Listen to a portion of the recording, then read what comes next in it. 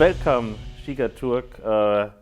You are basically professor in the field of construction informatics at the University of Ljubljana. You are also part of leading European projects about reflection group, and you're also a former minister in Slovenia. So warm welcome from my side. The topic is today about the narrative, the historical narrative 30 years after. So my first question would be, what is your first guess if you're thinking back in these years between 1989 and 1991? Do you have any kind of personal momentum in that?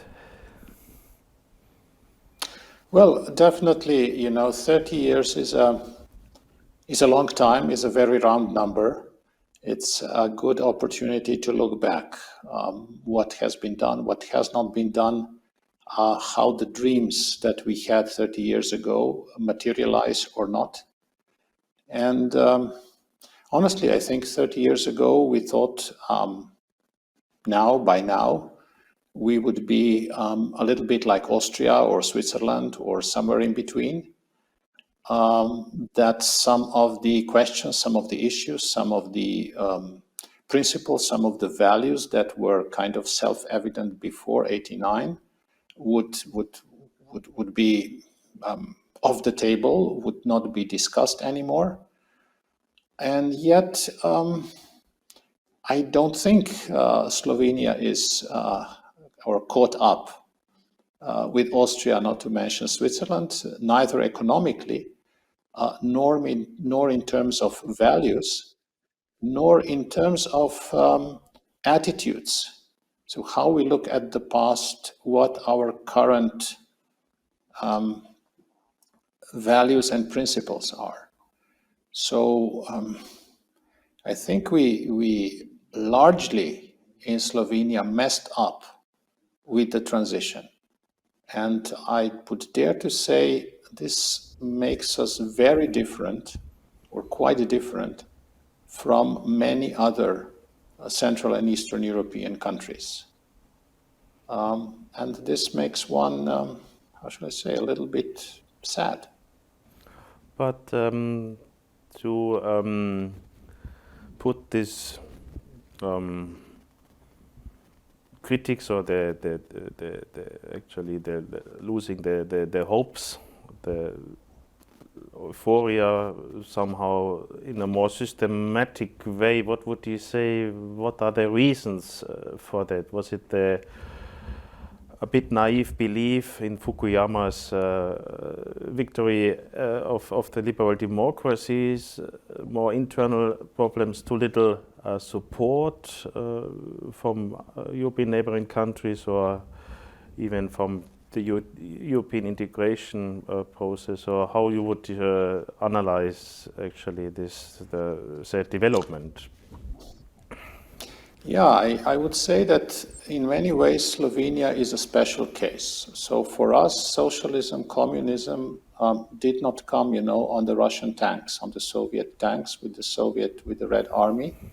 It was homemade. It was homemade during the Second World War, where communists trained in Moscow actually started a revolution before they started any fight of the Italians and the German occupiers. They have killed something like 1,000 Slovenians before there was any serious fighting with the occupiers. And then, of course, Slovenians set up a self-defense against revolutionaries, which in the end, of course, ended up as helping the occupiers, collaborating with the Germans. At the end of the war, they were slaughtered massively by the tens of thousands, which eliminated the kind of intellectual elite, eliminated the business elite. Actually, even people who had nothing to do with this counter-revolutionary movement were expropriated, or they were told that they were accused of being collaborators, so that their houses, their properties, their factories could be nationalized. And the interesting thing is that the people who organized all that, they still have monuments in Ljubljana, which, okay, if they would be deserted, but some democratic parties are bringing flowers to these monuments. They are bowing down to these people who organized what some people call the Holocaust, the Slovenian Holocaust. Okay, then fast forward 45 years later into 1990, 1989, 1990. There were two processes happening in Slovenia at the same time. One process was, of course, democratization or dismantling of the old system. The other process was the fight for independence. And in this fight for independence, also the communists joined in. At some point, they realized it's more opportune for them to fight for Slovenian independence and in exchange remain in power than to oppose it. Mm-hmm. So if you would look at what actually happened in '89 in our country, yes, we got rid of Yugoslavia, we had a democratic constitution, democratic elections, etc., etc. But the entire power structure, across economy, politics, education system, media, even probably large parts of police, all these power structures remained intact. All the people who were appointed by the Communist Party, either to be managers of companies or to be professors at some politically sensitive chairs at university, or to be judges in the judiciary system, or to be public prosecutors. All these people remained in power, remained on their places. And in the past 30 years, they have been appointing their successors. They were hiring junior judges, they were hiring assistant professors, they were privatizing the economy.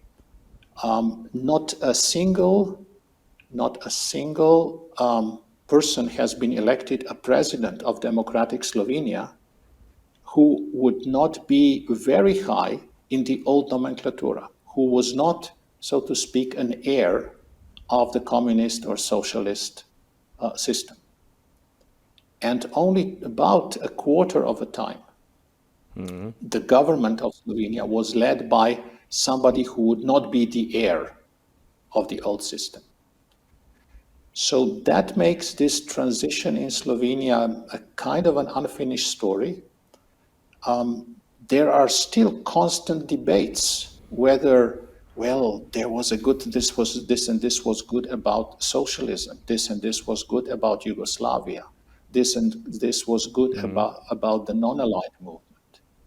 So the mindset is, the culture war, I think it still has not been won. The culture war is raging right now as we speak, because it happens to be that we have a center-right prime minister, so from one of the non-heirs of the previous system, and this comes as a shock to the system. Not just to the political parties, to the entire system. It's a shock if there is a change of power, which makes Slovenia in some way, closer to Belarus than to Austria. And I don't think there is so much culture war in any other former, that there has to be so much of proving that, look, guys, things have changed. We have a different system now. It is democracy. It means power is changing hands, etc. The system has to be meritocratic. People should be selected by merit, not by political affiliation. These debates are still ongoing. Whether socialism was good or bad, the debate is ongoing.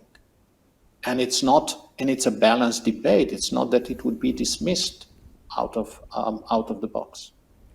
But what is then with the young generation? 20 years old, 30 years, are they still so much influenced from the generation before, or how you would see it? Or is there kind of a hope that this cultural war will be maybe turned to a more unified and more liberal democratic You know, the young generation, when we were in school, and they were telling us about how just and fair the socialist system are, and how capitalism is exploiting workers, and how America is bad, and so on and so on. We somehow knew, at least the smarter ones, that this is propaganda. And when the school system is still saying, well, similar things, maybe not so, not so ideologically loaded, but from a values perspective, similar things, the young people do not feel, do not know this still is propaganda. This still is, there is this mirage of democracy. There's this mirage of pluralism. So they think this is the truth.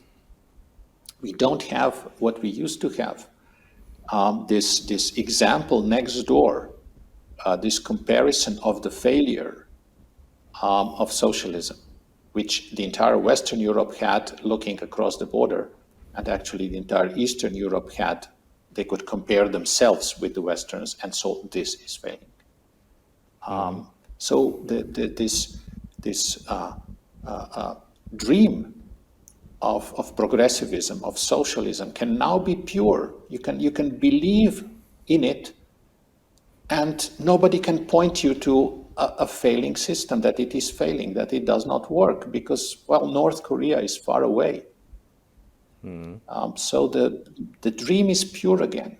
The utopia is pure again, and that it is hard. I think a lot of the young people are kind of not political, non-political, minding their own business, trying to set things up, set their life up.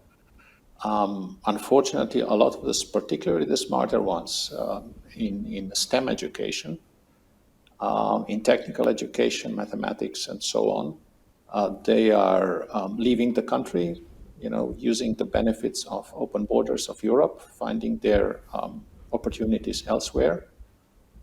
So not so nice.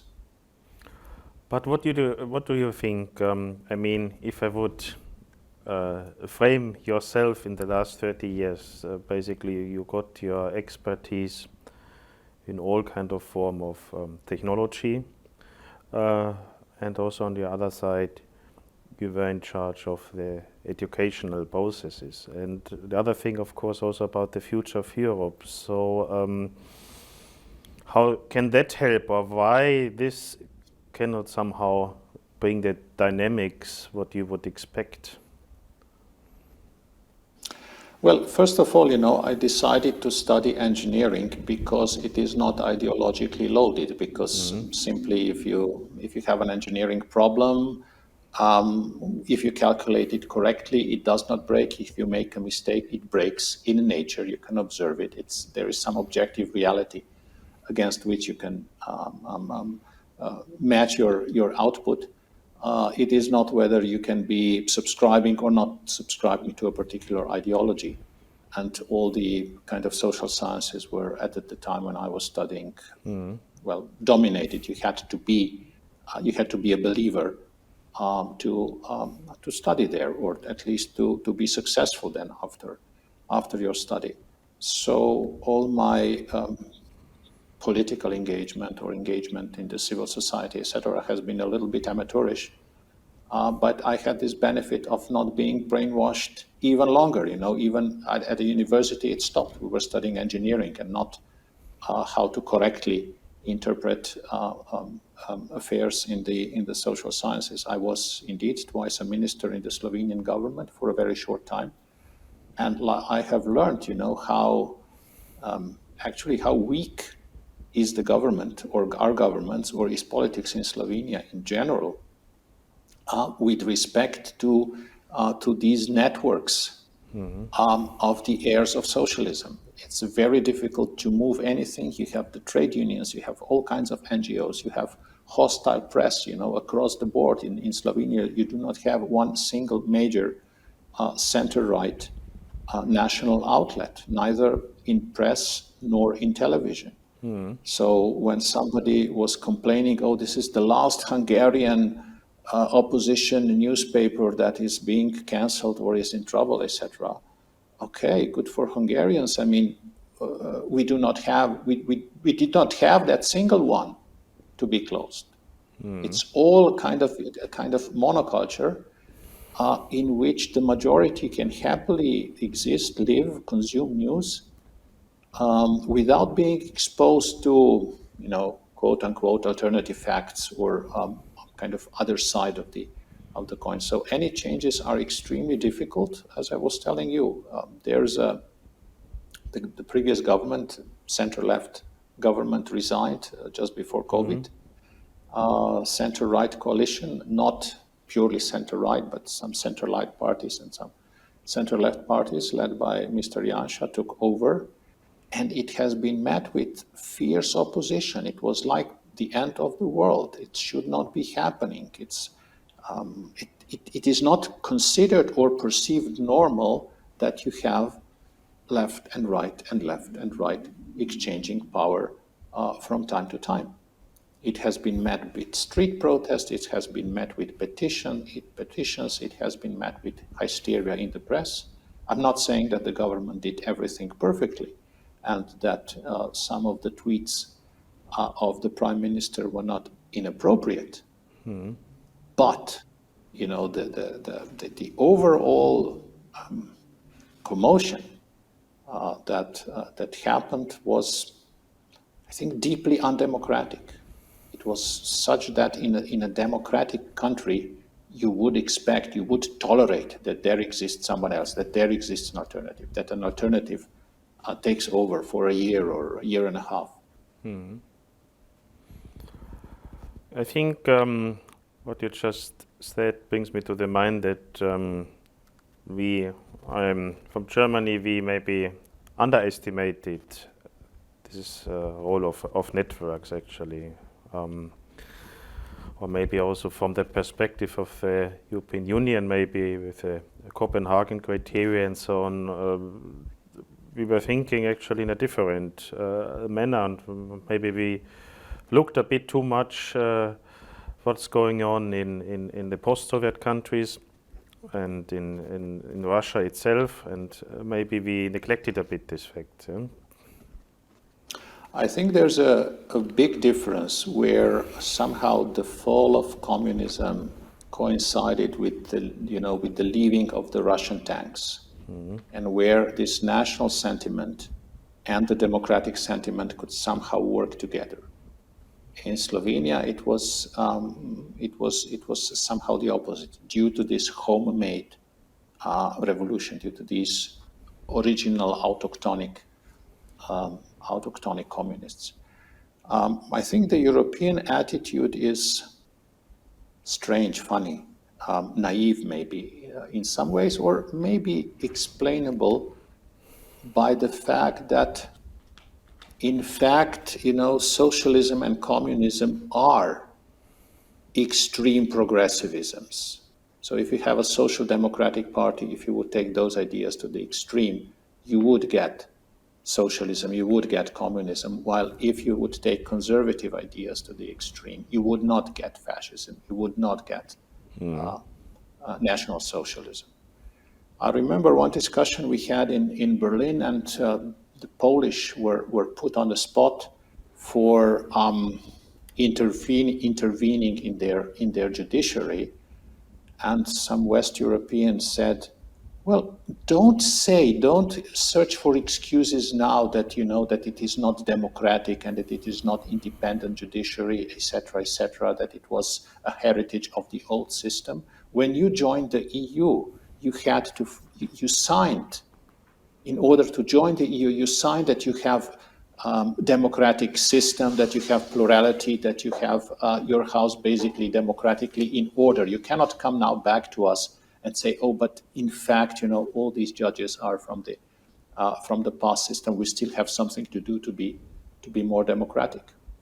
And of course, the Poles then answered and said, well, look, guys, we knew when we are joining the European Union that our democracies are not yet perfect, that our structures do not have this democratic tradition that existed in the West, that there's not this balance of power, this democratic competition of equals for political success. And we were hoping we will get support from the EU to improve on that, and not claiming, the frozen situation that happened at the year of when we joined. That at that time we had perfect systems, that we had perfect institutions and everything. Yeah, there's a little bit of naivety in that. And there's a little bit still of this, if you look at Western Europe, yes, they are democratic, but in Western Europe, you also have more left-leaning parties, and you have right-leaning parties. A lot of these left-leaning parties, when there still was a Berlin Wall, when there still was communism in the East, many of them, I think Tony Judd or somebody like that wrote it, they looked with envy at their French colleagues, communists in the East, because they could, do the things without bothering with elections. They could do the socialist programs. They could do all the stuff they would like to do, but they had to fight elections for them. And their colleagues did not have to do that. I think this also influences a little bit the attitude of the West towards the state of democracy, the state of pluralism that exists in the East.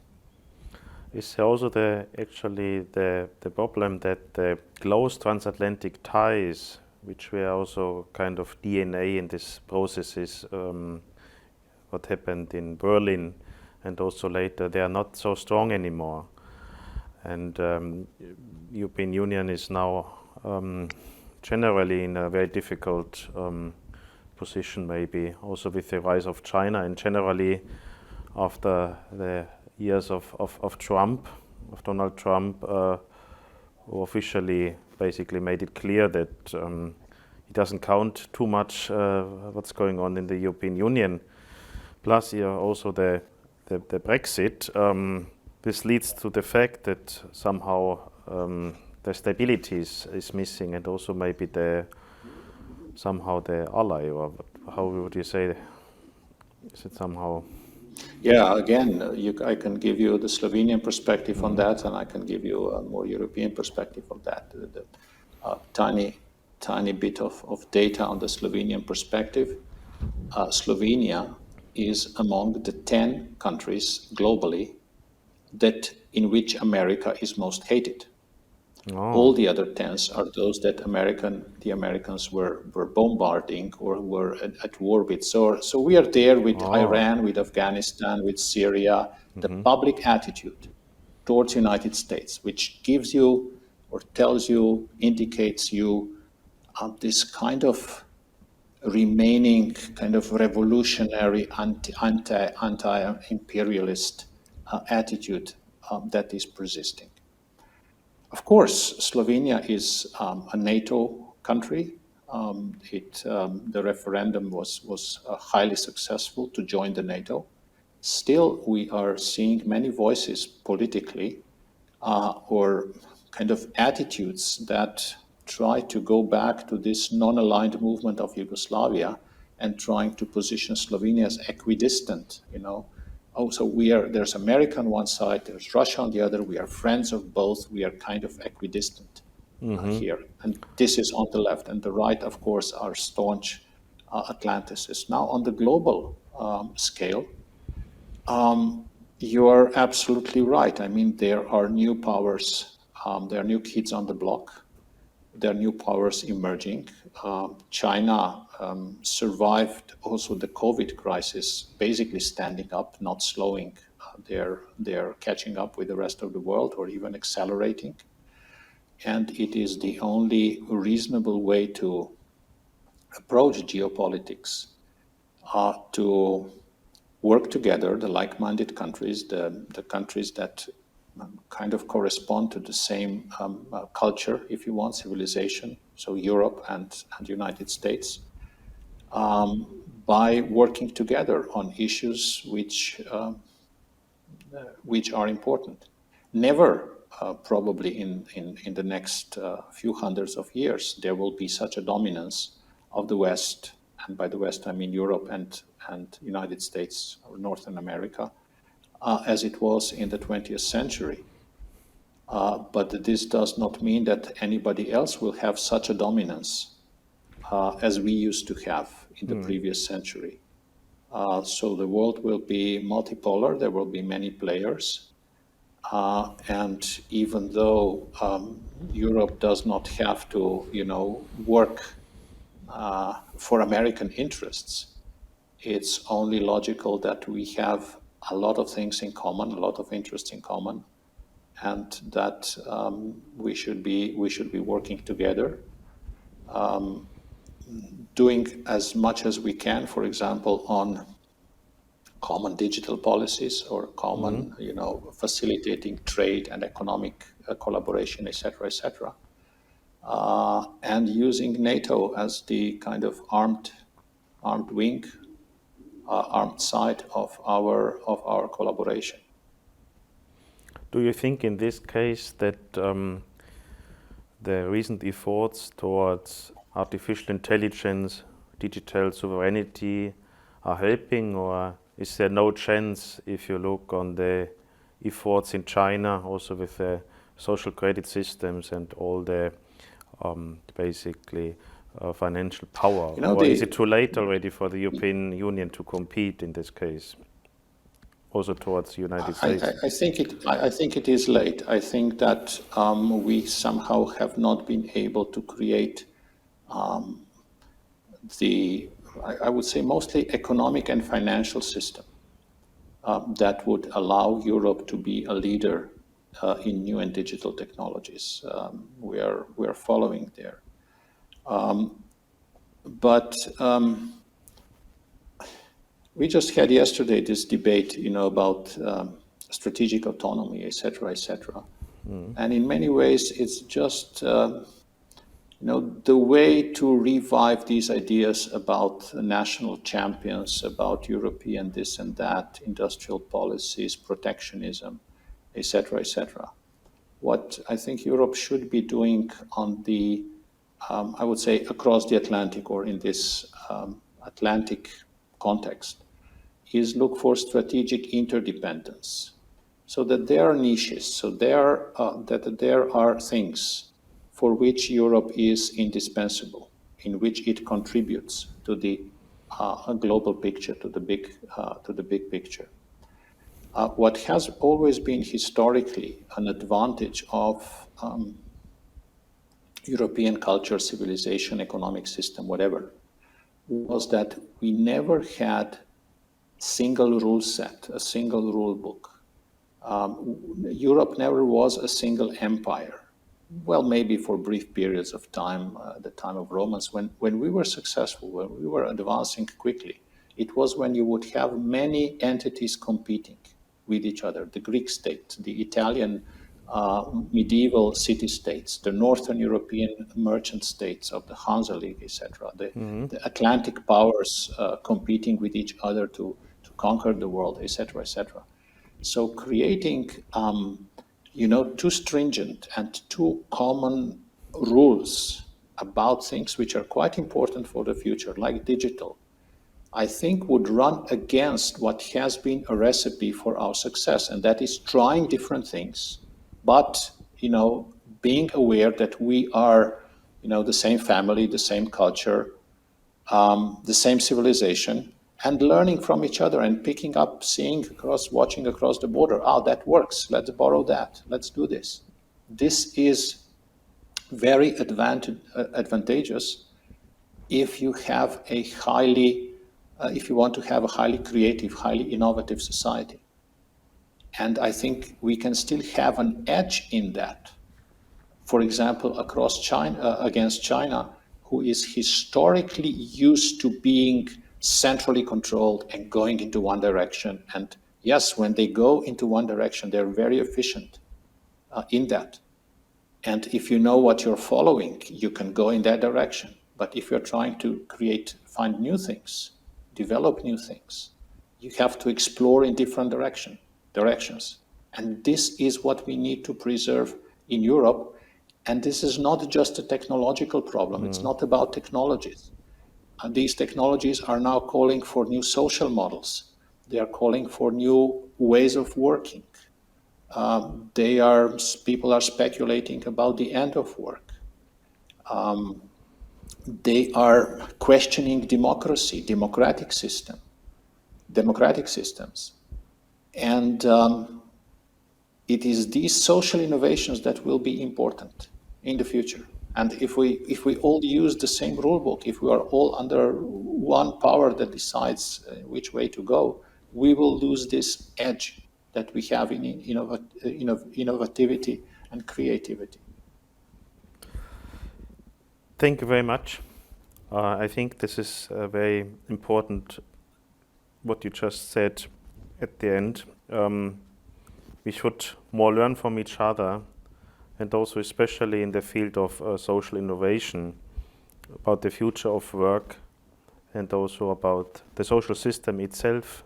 The Bismarck model is long time ago. We need some new boost and maybe even some new social contracts, and I think also that we have to learn more from each other, right?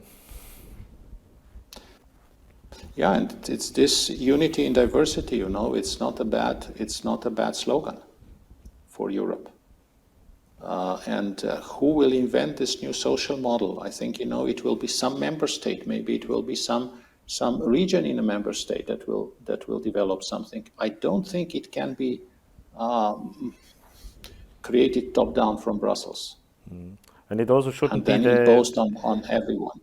And it also shouldn't be the basic income idea, because it's more communist idea, right? Well, look, I think it's important. I think it is important to try. It's important to experiment. Maybe it will be a huge success. Maybe not. I think it will not be. I think it's extremely important that you structure the society by how successful people are at work. If you remove work as a criteria for success in society, then all kinds of utopias become possible. But we did not have a successful society that would be structured in any other way but through work and through the accumulated results of work, which is capital. So let's dream again. This was also the slogan 30 years ago. Thank you very much.